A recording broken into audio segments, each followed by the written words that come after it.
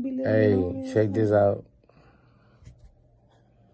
Too many people dying in 2022 fucking with fentanyl.